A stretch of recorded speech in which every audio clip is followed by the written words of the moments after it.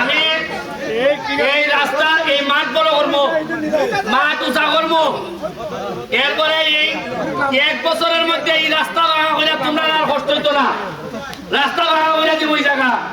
এরপরে বিদেশ থেকে এখান থেকে আমি পর্যটক আনবো, তোমরা রুজি বাড়াই দেবো, যা যা করা লাগে বন রে, যা যা করলে বন সুন্দর হইব এই ব্যবস্থা নিব। সবাই মিললে একটা সোনার বাংলাদেশ বানাইবো, আমি কথা দিয়ে দিতেছি।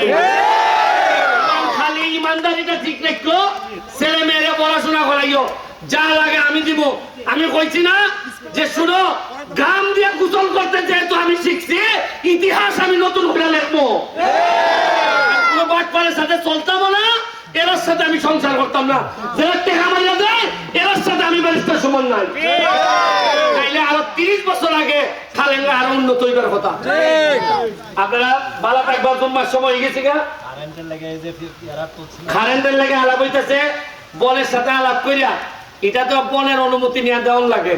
বন তো আলাদা একটা সংস্থা, এর সাথে আলাপ করিয়া আমরা পল্লী বিদ্যুতের সাথে আলাপ করিয়া যেভাবে আইন মান্যা খরণ যায় আমি সর্বোচ্চ চেষ্টা করব।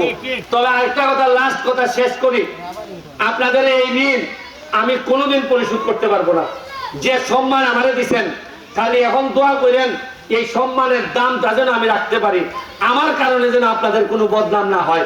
যদি প্রয়োজন পড়ে আপনাদের কারণে আমি এই দেশ ছাড়বো, এমপিগিরি ছাড়বো, তাও আপনাদের হৃদয় থেকে যেন আমার বের হইতে না হয়, আপনাদের ভালোবাসা থেকে যেন আমার বঞ্চিত হইতে না হয়, এই দোয়াটুকু আমার জন্য করবেন। জয় বাংলা।